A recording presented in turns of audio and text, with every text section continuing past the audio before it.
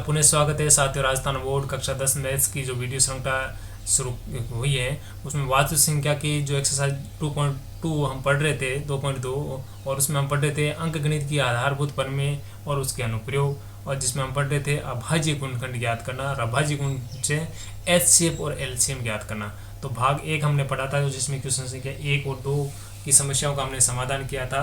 अब हम भाग 2 में पढ़ेंगे अब जो क्वेश्चन संख्या 2, 3 और 5 है उनसे संबंधित समस्याओं का समाधान।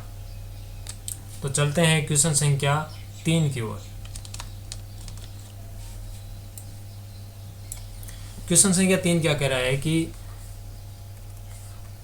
अभाज्य गुणनखंड विधि द्वारा निम्नलिखित पूर्णांकों का महत्तम समापूर्ति और लघुत्तम समापूर्ति ज्ञात करना है। तो यहाँ पर कितनी संख्या दे रखी है? तीन संख्या, तीन पूर्णांक दिए हुए हैं।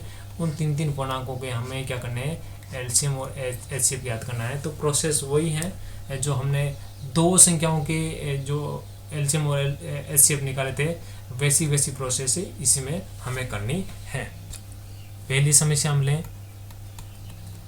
12, 15 व 21। इसका हम समाधान करें, सॉल्यूशन करें। तो गुणनखंड वक्र के द्वारा सभी के है क्या करेंगे? सॉल्यूशन करेंगे। तो पहले 12 के निकालने अभाज्य गुणनखंड।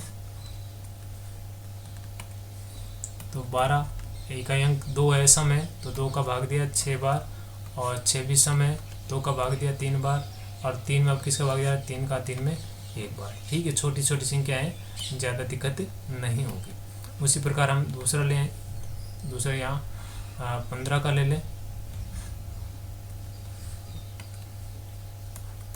15 में देखिए इकाई अंक क्या है? 5 है, तो सीधी सी बात है 5 का भाग जाता है 5 3 15, 3 का भाग 1 बार। हम ये गुणनखंड कोई जरूरी नहीं कि हम पहले छोटी अभाज्य संख्या का भाग दें और फिर बड़ी का भाग दें, ऐसा कोई नियम नहीं है। 21 का निकालें तो 21 में इकाई अंकों योग कितना हुआ? 3 में 3 का भाग जाता है, 3 का भाग देंगे 7 बार, और 7 में फिर 7 अभाज्य संख्या है 1 बार। तो इस प्रकार स्पष्ट है कि देखिए इनको अभाज्य गुणनखंड के हमें गुणनफल के रूप में हम लिखें तो 12 इक्वल टू क्या हुआ? 12 इक्वल टू हो गया 2 गुणा 2 गुणा 3। ठीक है, 2 बार, 3 1 बार। तो इसको घातीय पदों में लिखें। 2 की घात 2 गुणा 3 की घात कितनी आई? 1। ये घातीय पदों के रूप में लिखने का मकसद इतना ही है कि यहाँ से जो एलसीएम और एचसीएफ ज्ञात करना बड़ा आसान हो जाता है। हालांकि यहाँ इसे गुणनफल के रूप में भी हम लिख सकते हैं। फिर देखें 15 को किस रूप में लिखा जा रहा है? 15 को लिखा जा रहा है 5 और 3। तो छोटी संख्या को हम पहले लिख रहे हैं 3 गुणा 5। तो क्या होगा? 3 की घात 1 और 5 की घात 1। ठीक है, और इसी प्रकार 21 में हम देखें 21 को 3 गुणा 7। तो घातीय रूप में क्या हो गया? 3 की घात 1 गुणा 7 की घात 1। अब हम यहाँ से देखें एचसीएफ और एलसीएम।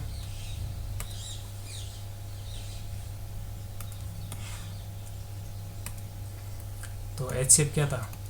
एचसीएफ इक्वल टू उभयनिष्ठ गुणनखंडों की न्यूनतम घातों का गुणनफल। तो देखें उभयनिष्ठ गुणनखंड इन 12, 15 और 21 में हम देखें उभयनिष्ठ गुणनखंड क्या रहा है? 2 12 का है, परंतु 15 में गुणनखंड में नहीं है, 21 वाले में नहीं है, तो 2 उभयनिष्ठ नहीं हो सकता। 12 वाले में 3 है, 15 वाले में भी 3 है, और 21 वाले में 3 है। तो केवल एकमात्र 3 है जो सभी में उभयनिष्ठ है। अब हम बात करें कि कौन सा उभयनिष्ठ होगा, तो हम किसी एक अभाज्य गुण वाला इसको पकड़ लें, इसके दोनों को चेक कर लें। 2 इसमें है क्या? बाकी में है क्या? नहीं है, तो ये उभयनिष्ठ नहीं हुआ। 2 3 को पकड़ेंगे, फिर 3 इसमें है, बाकी में है क्या? बाकी में है। तो अब इतना ही उभयनिष्ठ होने वाला, आगे अगलों को पकड़ने की आवश्यकता ही नहीं रहे। तो उभयनिष्ठ गुणनखंड क्या हुआ? 3, और 3 की घात सभी में जो न्यूनतम घात क्या होगी? 1। यहाँ भी 1 है, यहाँ भी 1 है, यहाँ भी 1, सभी जगह 1 है, बराबर है। और 3 की घात 1 का मतलब 3। उसी प्रकार निकालें एलसीएम। एलसीएम बराबर क्या होगा? अभाज्य गुणनखंडों की अधिकतम घात का गुणनफल। तो देखें अभाज्य गुणनखंड कौन कौन से हैं? सारे जो अभाज्य गुणनखंड आए 2, वो 2 इसमें के बाद में 2 के बाद में कौन आया 3, एक को पकड़ेंगे। फिर इसमें 13 में देखें, 15 वाले में देखें 3 आया वो हमने लिख लिया, 5 अभी आया नहीं वो लिख रहे हैं, और फिर इसके बाद में इसमें 3 और 7 बच गया। अब इनकी क्या लेंगे अधिकतम घात। 2 की अधिकतम घात क्या है सभी में देखें, 2 की अधिकतम घात है 2, 3 की अधिकतम घात 1, 7 की अधिकतम घात 1, 5 की अधिकतम घात 1, सभी की एक घात है 1 के। तो हम क्या करेंगे इनको गुण कर लेंगे। 2 की घात 2 का मतलब 4 गुना 3, 5 की घात 1, 7 की घात 1 मतलब 7 गुना कर लो 4 3 12 और 7 पंजे 35 और इनको गुणा कर लो 12 5 की 60 और 12 36 और 36 और 6 420 है इसका आंसर आ रहा है। तो इस प्रकार हम जो 3 जो पूर्णांक दिए हुए हैं उनका उसी विधि से हम आंसर निकाल सकते हैं जिस विधि से हमने दो पूर्णांकों के है एचसीएफ हमने निकाला था, एलसीएम हमने निकाला था। वही प्रोसेस है अभाज्य गुणनखंड के ट्री के रूप में वृक्ष के रूप में लिखिए, अभाज्य गुणनखंडों के गुणा के रूप में लिखिए, फिर घातीय पदों के रूप में लिखिए और फिर हम यहाँ देखेंगे एचसीएफ क्या होगा। जो विनिष्ट गुणनखंड होगी उनकी न्यूनतम घात का गुणनफल होगा, ठीक है। और एलसीएम क्या होगा, अभाज्य गुणनखंड जो सारे हैं उनकी अधिकतम घातों का जो गुणनफल है वो एलसीएम होगा। इस प्रकार है आप जो बाकी अन्य जो क्वेश्चन है उनको आप स्वयं के स्तर पर सॉल्व करें। छोटी छोटी अंक है संख्या है उसमें कोई आपको बड़ी समस्याएं नहीं आएगी। और इसका जो पीडीएफ सॉल्यूशन है आपको मिल जाएगा, आंसर है डिस्क्रिप्शन बॉक्स में है, आपको लिंक मिल जाएगा, वहाँ से आपको पीडीएफ डाउनलोड करके वहाँ से भी आप इसको देख सकते हैं, अपना उत्तर है वो मिलान कर सकते हैं। चलते हैं अगले क्वेश्चन की ओर। क्वेश्चन संख्या 5। इससे पहले कि ये जितने भी जो है क्वेश्चन संख्या हमने 2 किया था, क्वेश्चन संख्या हमने 3 किया था, इससे संबंधित कुछ उदाहरण भी हैं। हम यहाँ देखें, ये देखिए उदाहरण संख्या 4 है। 2 संख्या को एचसीएफ और एलसीएम ज्ञात करना था और उसकी जांच करनी थी।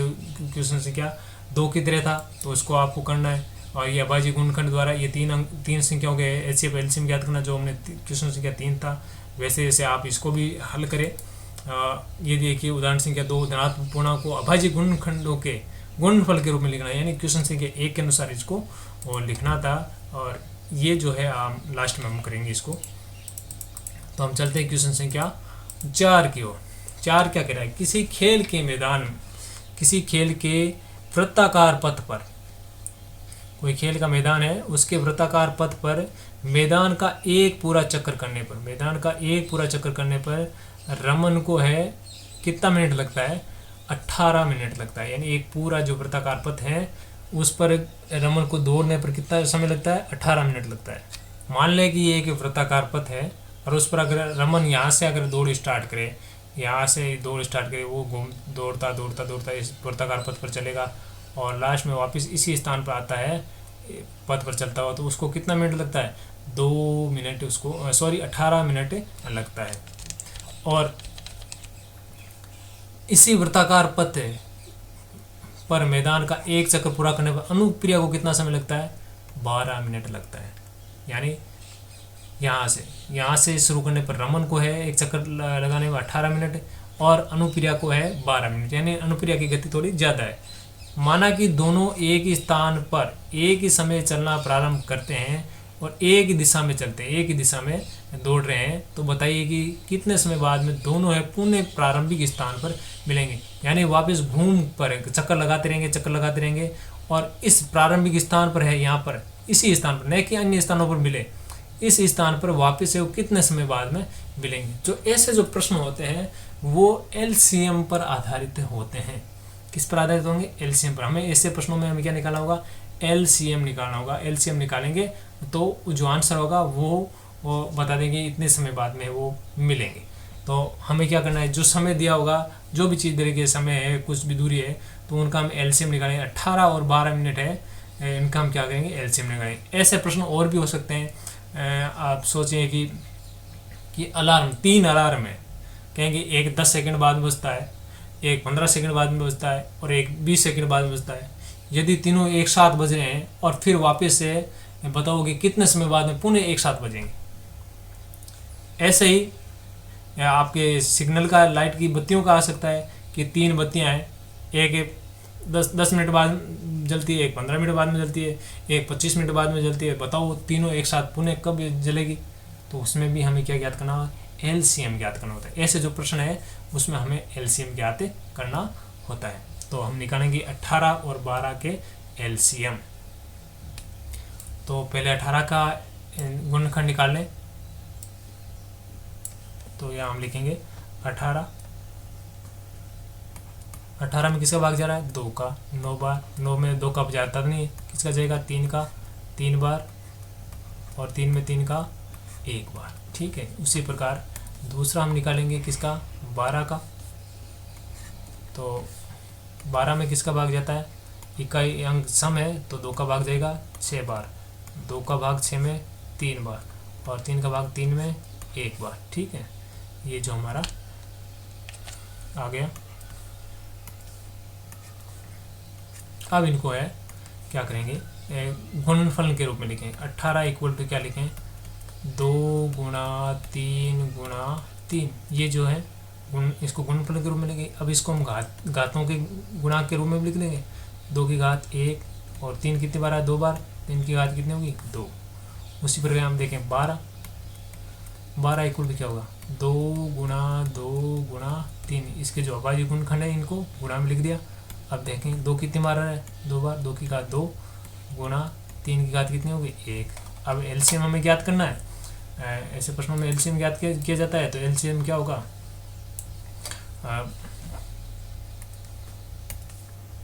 एलसीएम इक्वल टू, तो हमें वो सूत्र बार बार लिखने की आवश्यकता नहीं। अगर आप परीक्षा में आप करते हैं तो आप लिखें तो बहुत बेहतर रहेगा। तो एलसीएम क्या होता है? अभाज्य गुणनखंडों की अधिकतम घात का गुणनफल। तो यहाँ अभाज्य गुणनखंड क्या आ रहा है? देखो यहाँ आ रहा है 2 आ रहा है, 3 आ रहा है। 2 और 3 के अलावा कोई अभाज्य गुणनखंड नहीं आता है। तो 2 गुणा 3। अब इनकी अधिकतम घात लें। 2 की अधिकतम घात कितनी आ रही है? यहाँ 1 है, यहाँ 2 है, तो अधिकतम घात 2। 3 की अधिकतम घात है, यहाँ 2 है, यहाँ पर 1 है, तो 2। इनको सरल करें। 2 की घात 2 यानी 4, 3 की घात 2 यानी 9। तो कितना हुआ? 9 चौक 36। तो एलसीएम क्या हो गया? 36। तो वो दोनों यानी कौन? रमन और अनुप्रिया है, वापस है 36 मिनट बाद में वापस उसी प्रारंभिक स्थान पर मिलेंगे। तो हमें जो समय आया है एलसीएम आया है 36 आया, तो हम उसको बताएंगे लास्ट में कि दोनों है प्रारंभिक स्थान पर 36 मिनट बाद में मिलेंगे। ये बात हम लास्ट में लिखेंगे। रमन और अनुप्रिया प्रारंभिक स्थान पर 36 मिनट बाद पुनः मिलेंगे। तो ये हमारा क्वेश्चन संख्या हो गया 4। अब हम चलते हैं क्वेश्चन संख्या 5 की ओर। क्वेश्चन संख्या 5 क्या करेगी? एक संगोष्ठी में क्या दे रखी है? एक संगोष्ठी में हिंदी, अंग्रेजी और गणित में भाग लेने वाले प्रतिभागियों की संख्या, यानी संगोष्ठी आयोजित की जाती है जिसमें 3 सब्जेक्ट ले गए, हिंदी, गणित, अंग्रेजी और गणित। और उनमें प्रतिभागियों की संख्या क्या है? हिंदी में 60 भाग ले रहे हैं, और अंग्रेजी में 84 और गणित में 108 भाग ले रहे हैं। और कह रहे हैं कि प्रत्येक कमरे में है बराबर संख्या में एक विषय के प्रतिभागी बैठाएंगे। यानी प्रत्येक कमरे में एक ही विषय के एक ही विषय के जो प्रतिभागी बैठाने हैं। और उन जो प्रतिभागियों जो बैठाएंगे, मान लो कि एक कमरे में 10 बैठाए, तो सभी में है 10-10 बैठेंगे। वो सारे क्या होंगे? एक ही सब्जेक्ट के होंगे। तो इसका मतलब क्या हुआ? यहाँ जो ये जितनी भी संख्या होगी उनका एक जो अधिकतम सबसे बड़ा जो कॉमन फैक्टर होगा वो हमें इसका निकालना होगा। यानी वो कॉमन फैक्टर क्या हुआ? वो कॉमन फैक्टर हो गया एचसीएफ। तो इनका एक सबसे बड़ा जो गुणनखंड है वो हमें निकाल कर बताना है। और फिर उसके बाद वो क्या पूछ रहा है कि आवश्यक कमरों की संख्या ज्ञात कीजिए। कि फिर हम देखेंगे कि इनको हिंदी वालों को कितने कमरे चाहिए, अंग्रेजी वालों को कितने कमरे चाहिए, फिर इनको देखेंगे गणित वालों को बैठाने के लिए कितने कमरे चाहिए। तो वो सभी है कमरों को योग जोड़ लेंगे तो कमरों की न्यूनतम संख्या हो जाएगी। तो कमरों की न्यूनतम संख्या से हम यहाँ देखें तो यहाँ से ऐसा पता चलता है कि जैसे कि ये वो एलसीएम पूछा जा रहा है, लोवेस्ट कॉमन फैक्टर, न्यूनतम अभाज्य गुणनखंड लोवेस्ट कॉमन फैक्टर, लघुत्तम समापवर्तक। तो यहाँ से न्यूनतम से ऐसा नहीं समझे कि यहाँ से एलसीएम पूछा गया है।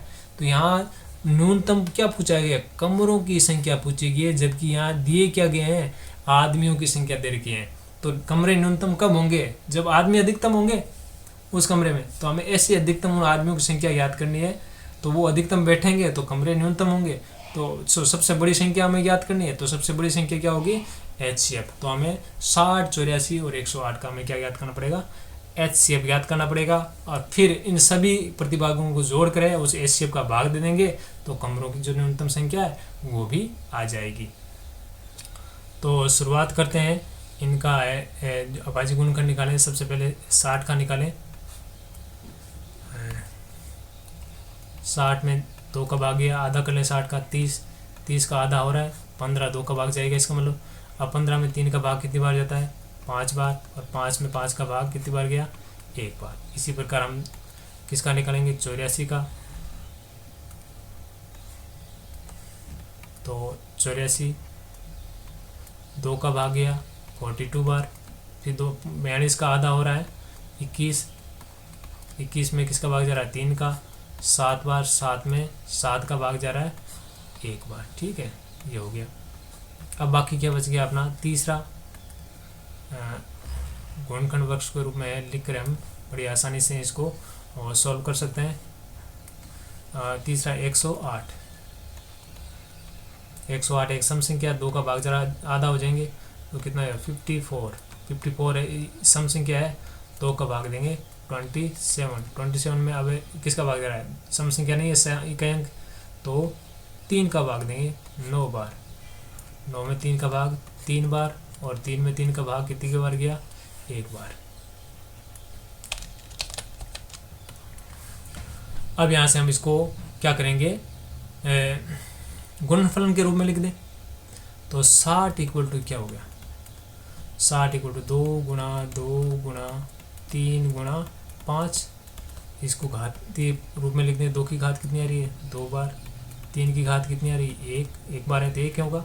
5 1 बार आया तो 1 घात लिखेंगे। उसी प्रकार हम लिखेंगे 84 बराबर 2 गुणा 2 गुणा 3 गुणा 7। यहाँ देखिए 2 की घात कितनी आ रही है? 2 बार। 2 बार आ रहा है, 3 और 7 1 बार आया, तो घात भी क्या होगी? 1 हो जाएगी। और यहाँ से 108 लें तो क्या होगा? देखें 2 कितनी बार आ रहा है गुणा में? 2 बार। 3 गुणा में कितनी बार आ रहा है? 3 बार। ठीक है, यहाँ देखिए 2 की घात 2 और 3 गुणा में आया 3 बार। 3 की घात कितनी होगी? 3। तो ये इनके घातीय पदों में या घातीय पदों के गुणनफल के रूप में हमने लिख दिया। अब हमें क्या याद करना है? HCF के प्रत्येक कमरे में बराबर संख्या में बैठेंगे आदमी, और तो कमरे न्यूनतम चाहिए, तो जो संख्या एक कमरे में बैठने वालों की वो अधिकतम होनी चाहिए। तो अधिकतम मतलब क्या होगा? अधिकतम मतलब HCF। तो हमें HCF यहाँ ज्ञात करना है। तो HCF इक्वल टू क्या हो जाएगा?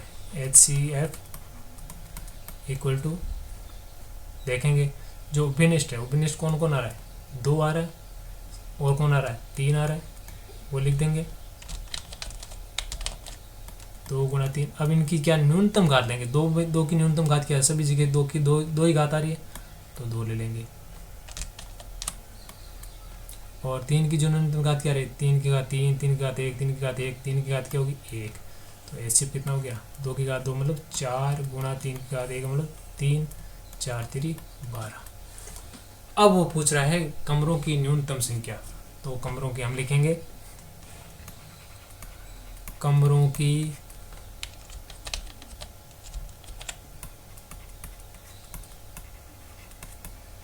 न्यूनतम संख्या बराबर क्या लिखेंगे? प्रतिभागियों की संख्या, प्रतिभागियों का योग, कुल प्रतिभागी यहाँ लिख दें, कुल प्रतिभागी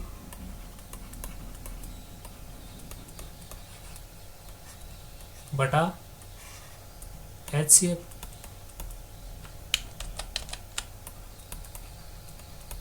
तो कुल प्रतिभागी कितने थे? 60, 84 और 108 बटा HCF कितना है? 12। इनको जोड़े तो तीनों को हम जोड़े हैं तो कितना हो गया? योग हो रहा है 152, 252 हो रहा है। बटा भाग दिया 12 का, 12 का भाग दें 2 में जाता नहीं है, 25 में दे, 12 दूँ 24, बाकी बच गया 1, उतार लिया 2, 12, 12 में 12 का भाग 1 बार। तो आवश्यक न्यूनतम कमरों की संख्या कितनी होगी? 21 होगी। यहाँ पर हमें न्यूनतम कमरों की संख्या पूछी, उसके हिसाब से हम क्या कर सकते हैं, थोड़ा कन्फ्यूज जरूर हो सकते हैं, परंतु आपको कन्फ्यूज होने की आवश्यक्ता नहीं है। कमरे न्यूनतम कब होंगे? जब है उसमें आदमी अधिकतम बैठेंगे, तो आदमी अधिकतम संख्या पूछेगा आदमियों की, क्योंकि आदमी यहाँ प्रतिभाग दे रखे हैं, तो इसलिए कमरे न्यूनतम तभी होंगे जब आदमी अधिकतम होंगे। आदमी अधिकतम होने का मतलब HCF ज्ञात करना है। तो इस प्रकार इस प्रश्नावली 2.2 के सभी समस्याओं का हमने समाधान किया है। जो क्वेश्चन बच गए हैं या जिनके पार्ट से हमने नहीं किए हैं, उनका जो है सॉल्यूशन है वो आपको डिस्क्रिप्शन में PDF फाइल के रूप में मिल जाएगा, वहाँ से आप देख सकते हैं, अपने उत्तर को चेक कर सकते हैं। अगले जो वीडियो में हम पढ़ेंगे संख्याओं की अपरिमेयता का प्रमाण, कि कोई संख्या अपरिमेय है तो कैसे हम सिद्ध करेंगे कि ये लिखा होगा कि √2 एक अपरिमेय संख्या है, तो उसको हम प्रमाणित करेंगे कि वास्तव में ये एक अपरिमेय संख्या है। तो तब तक के लिए धन्यवाद, देखते रहिए मेरा वीडियो। एक और क्वेश्चन रह गया था, और वो क्वेश्चन है कि जांच कीजिए कि क्या किसी प्राकृत संख्या n के लिए कोई संख्या 6 की घात n शून्य पर समाप्त हो सकती है या नहीं। n जो घातांक है, घातांक क्या होगा? 1 से, प्राकृत संख्या है इसलिए n का मान क्या हो सकता है? 1 से, कुछ भी हो सकता है, 1 2 3 4 5 से अनंत कुछ भी हो सकता है। और जो आधार दिया हुआ है 6 दिया हुआ है, यहाँ पर कोई भी संख्या हो सकती है। वो कह रहा है कि 6 की घात कुछ भी हो जाए। इस प्रश्न में वो कह रहा है कि 6 की घात कुछ भी हो जाए। क्या 6 की घात किसी पर, 1 घात पर, 2 घात पर, 3 घात पर, क्या वो शून्य पर समाप्त हो सकते हैं? यानी जब उसका मान निकालेंगे, मान लीजिए 6 की घात 3 ले लिया और फिर इसको मान निकाले, तो क्या इकाई अंक शून्य आएगा या नहीं आएगा? तो उसकी हमें जांच करनी है। तो ऐसे प्रश्नों की जांच करने के लिए हम क्या करते हैं कि जो आधार है, घातीय पद में जो आधार है, उसके हम क्या करेंगे? गुणनखंड करेंगे। उससे पहले हम एक चीज़ और समझते हैं कि कोई संख्या है वो शून्य पर समाप्त होती है या नहीं होती है। तो हम कुछ 1 से 10 तक की संख्याओं के 1 की घात के मान निकाल लेते हैं और उनके 2 की घात के मान निकाल लेते हैं। फिर हम देखेंगे उनमें किस में इकाई अंक शून्य हो रहा है। तो हमने 1 से 10 तक की संख्या ले ली, अब उसकी 1 घात लें, यानी 1 की घात 1, उसका मान क्या होगा? और 1 की घात 1 देखें, 1 की घात 1,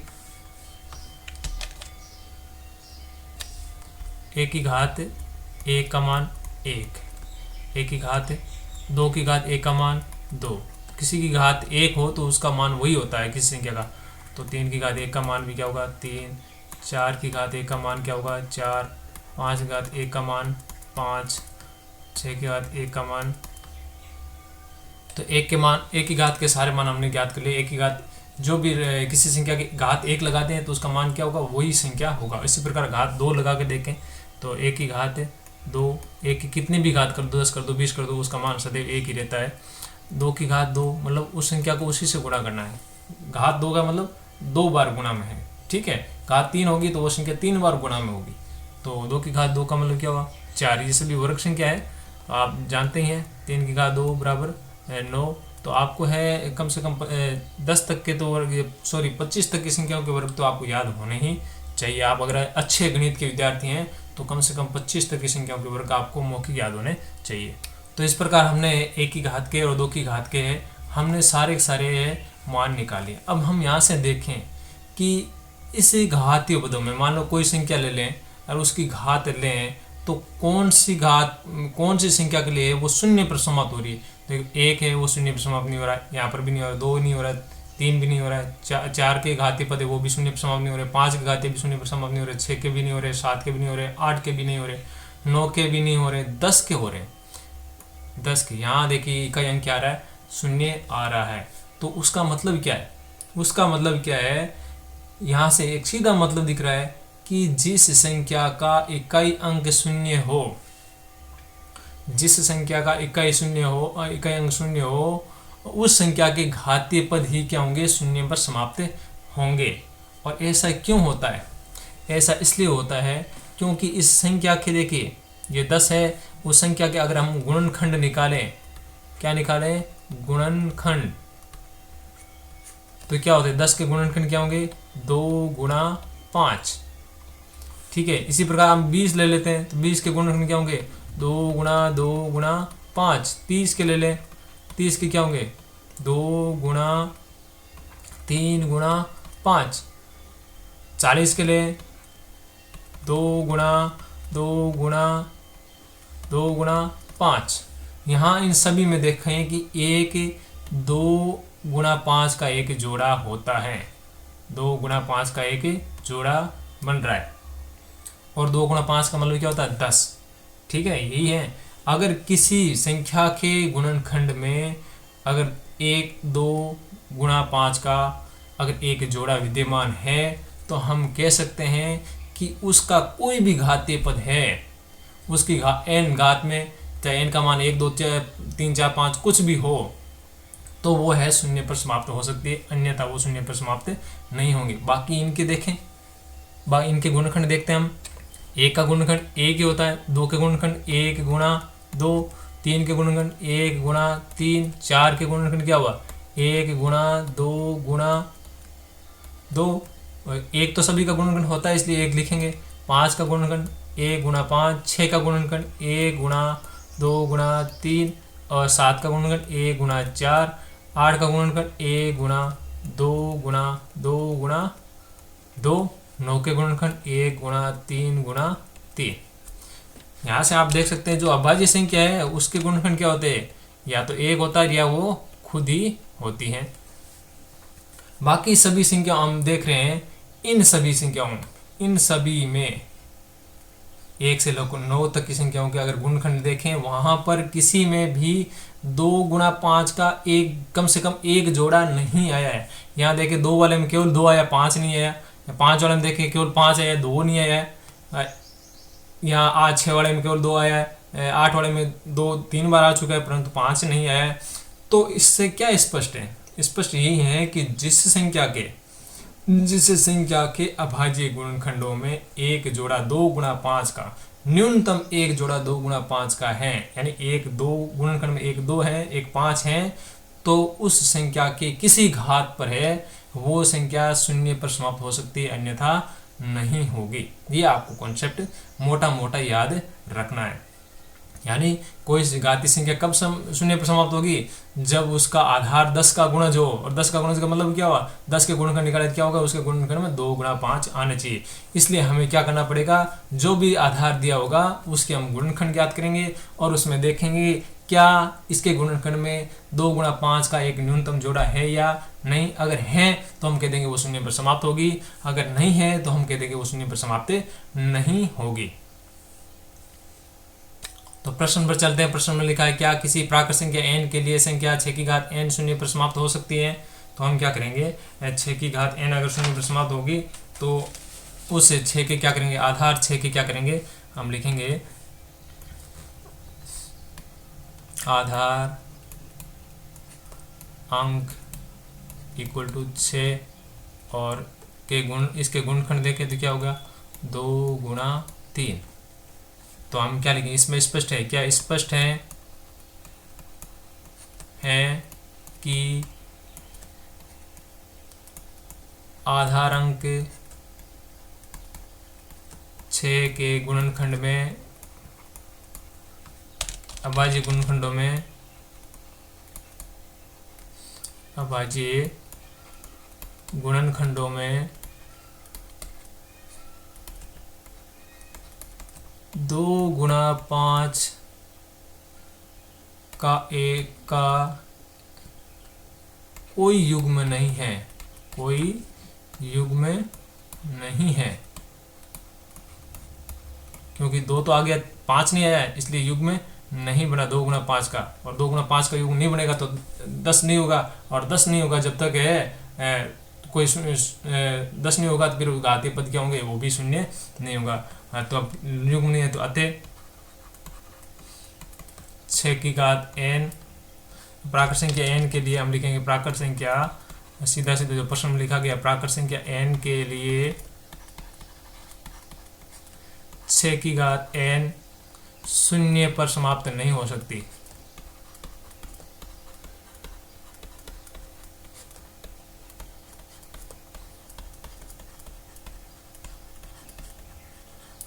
ठीक है। तो बिल्कुल इतना ही करना था, इसमें कोई ज़्यादा लंबी चौड़ी बात नहीं थी। हमने समझने के लिए वो टेबल का सहारा हमने लिया, और बाकी क्वेश्चन है उसका आंसर देखें तो बहुत ही छोटा आंसर है, 3 या 4 लाइन में कंप्लीट हो गया है। आप इसका एक और अन्य उदाहरण ले सकते हैं कि आपको मैं होमवर्क के रूप में दे देता हूँ। उदाहरण है फॉर होमवर्क, आप बता दिए 4 की घात n के किस मान के लिए प्राकृत संख्या n के लिए 4 की घात n शून्य पर समाप्त हो सकती है, इसकी आपको जांच करनी है। एक आप क्वेश्चन है, आप करें, इसी से संबंधित बिल्कुल आसान है। तो ये चैप्टर कंप्लीट हुआ। धन्यवाद।